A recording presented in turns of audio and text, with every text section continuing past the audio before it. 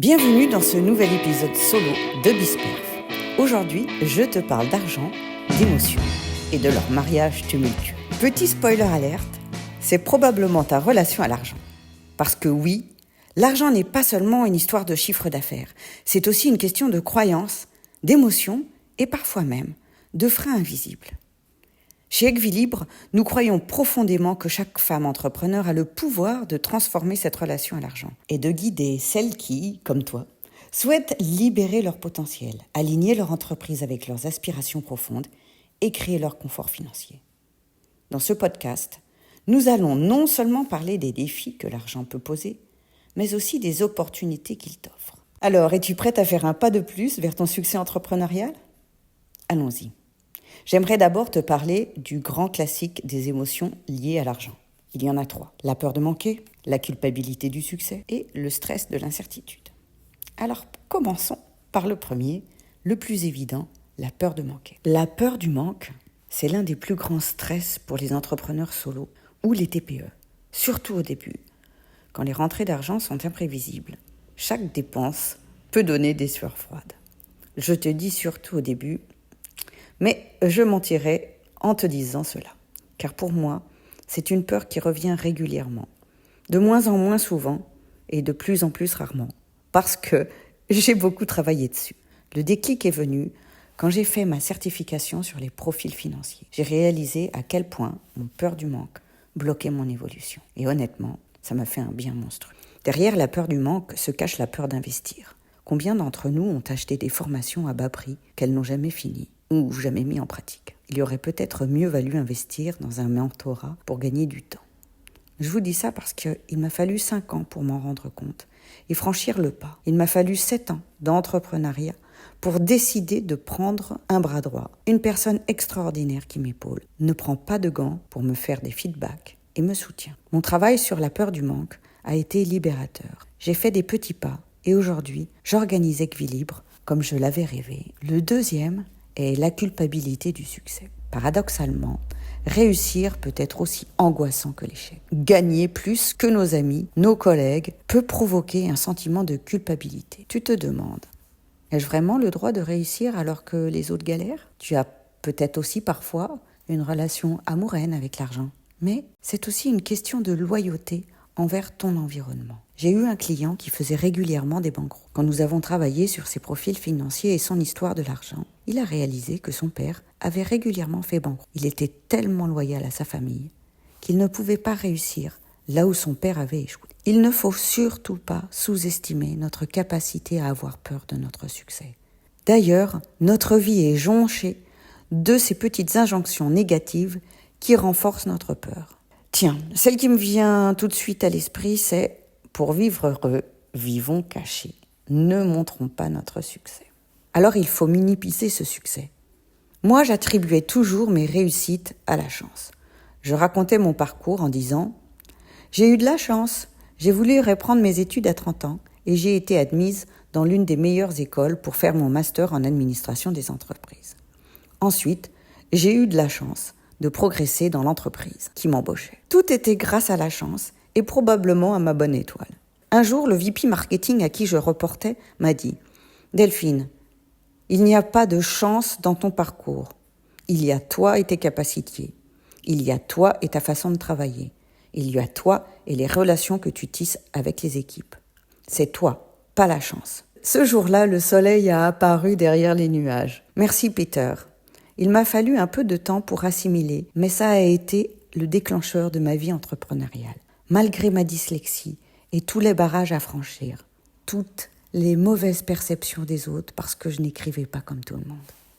Et voici le troisième frein, qui est le stress de l'incertitude. Dans une TPE de service, l'argent est rarement stable. Nous vivons au rythme des contrats signés et des clients heureux ou pas. Ce stress peut peser lourd sur nos décisions quotidiennes. Il est même capable de nous saboter le moral, si tu vois ce que je veux dire.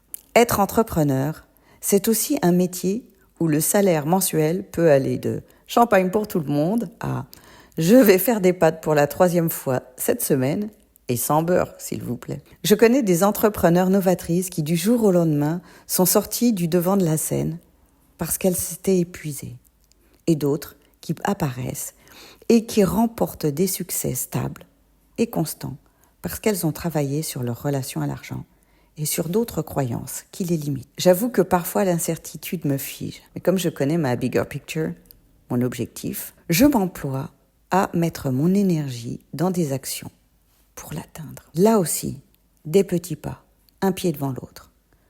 Et j'ai enfin décidé de me faire aider pour griller quelques étapes sur, par exemple, la stratégie de communication sur les réseaux sociaux. J'accepte que je ne sois plus l'experte que j'ai été sur ce sujet.